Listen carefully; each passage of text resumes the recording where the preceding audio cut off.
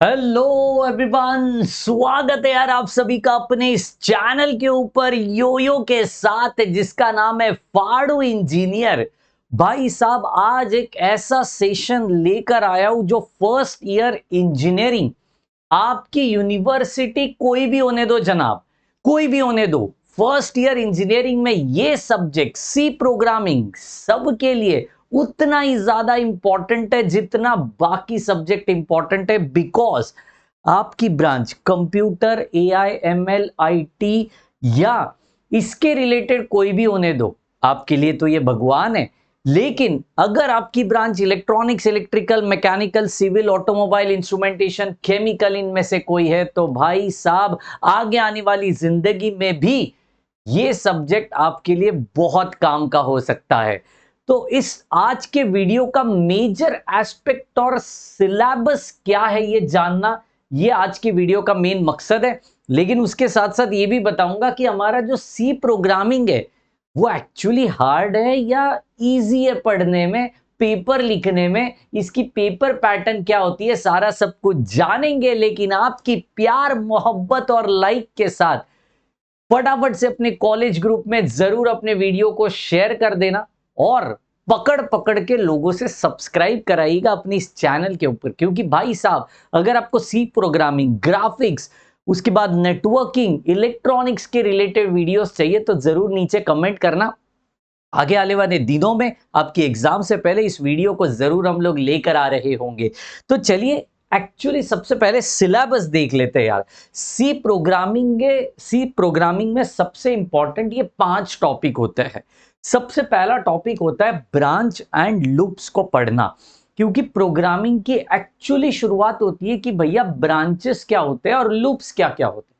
तो ब्रांचेस में 3-4 तरीके के अलग अलग स्टेटमेंट्स आते हैं, अलग अलग स्टेटमेंट आते हैं। ब्रांच मतलब क्या, 1 से 2 निकले, 2 से 4 निकले, 4 से 8 निकले, 8 से 16 एंड ऑल दैट। इन सारे स्टेटमेंट्स को लिखने का काम एक बंदा करता है जिसका नाम है ब्रांचेस। तो that is a if statement. If condition आ गई, ब्रांच हो गई, है ना। इफ स्टेटमेंट, इफ एल्स, ये नहीं तो वो सही, इफ एल्स 2 हो गए, है ना। उसके बाद नेस्टेड इफ एल्स, नेस्टेड बोलेगा तो एक के अंदर एक, एक के अंदर एक, एक के अंदर एक, एक के अंदर एक। कम ऑन एवरीबॉडी, एक के अंदर एक, एक के अंदर एक, दैट इज नेस्टेड लूप बोलते हैं उसको। तो नेस्टेड इफ एल्स भी वहां पे होता है। And last, nested ladder network. अब नेस्टेड लैडर का मतलब क्या है, मतलब इफ एल्स लैडर का मतलब क्या है कि यार लैडर बोलेगा तो एक के बाद एक, एक के अंदर नहीं, एक के बाद एक फुलफिल हो जाएगा तो दूसरा आएगा, दूसरा फुलफिल होगा तो तीसरा आएगा, तीसरा होगा तो चौथा, ओ हो छप्पर फाड़ के, that is what the ladder. तो इफ एल्स लैडर ये ब्रांचेस को रिप्रेजेंट करने के 4 डिफरेंट डिफरेंट स्टेटमेंट्स।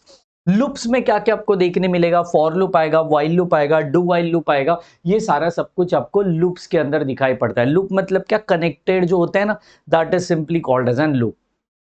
सी प्रोग्रामिंग पढ़ने के लिए पहला मॉड्यूल ब्रांचेस एंड लूप के रिलेटेड पढ़ना बेहद ज्यादा इंपॉर्टेंट है। इसको बिल्कुल भी इग्नोर नहीं मारना है, ये किसी भी हाल में आपको करना ही करना है। इसके ऊपर आपको प्रोग्राम आपकी यूनिवर्सिटी के पेपर में लिखने जरूर आएगा, ठोक के आएगा, ठीक है। उसके बाद आता है फंक्शंस। भाई साहब, ये फंक्शंस भी बहुत ज्यादा इंपॉर्टेंट है बिकॉज इसके अंदर थियरी भी आपको देखने मिलेगी एंड साथ ही साथ में आपको फंक्शंस के रिलेटेड प्रोग्राम भी लिखने पड़ते हैं।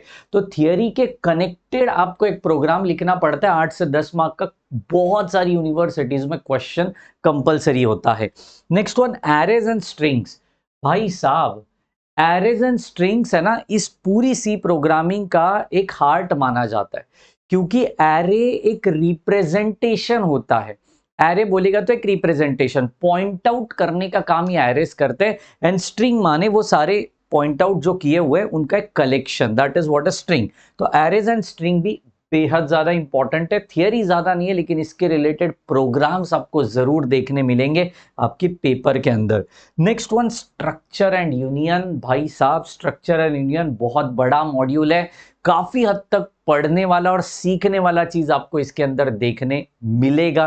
किसी भी हाल में इसको आपको करना ही करना है, इग्नोर मारने की कोशिश मत करिए, ठीक है।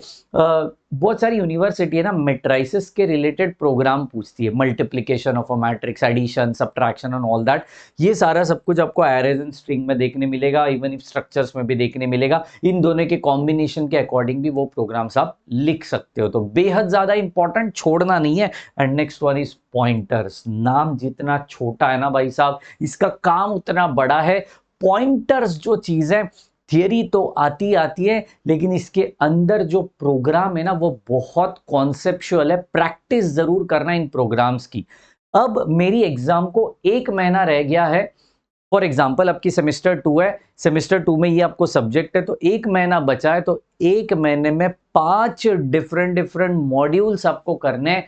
हर एक मॉड्यूल को मिनिमम 6 दिन मिल रहे हैं, 6 दिन मिल रहे हैं। ब्रांच एंड लूप्स आप 2 दिन में खत्म कर सकते हो। अच्छे से पढ़ाई किया, 2-2 3-3 घंटा बैठ गए एक दिन में, तो 5 से 6 घंटे में ये ब्रांच एंड लूप खत्म हो सकता है। लेकिन आपको सबसे ज्यादा टाइम देना पड़ेगा फंक्शंस को, एरेस को एंड स्ट्रक्चर को।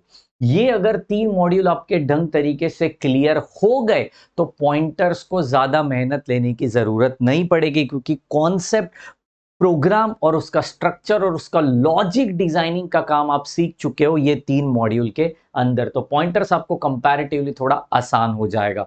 तो जरूर इस पूरी सिलेबस को ढंग तरीके से करोगे, प्रॉपर प्लान आउट, तो मेरे ख्याल से सी प्रोग्रामिंग काफी आसान है फर्स्ट ईयर इंजीनियरिंग के पेपर को कंप्लीट करने के लिए। एंड काफी स्कोरिंग सब्जेक्ट है ये, तो हार्ड है या इजी है?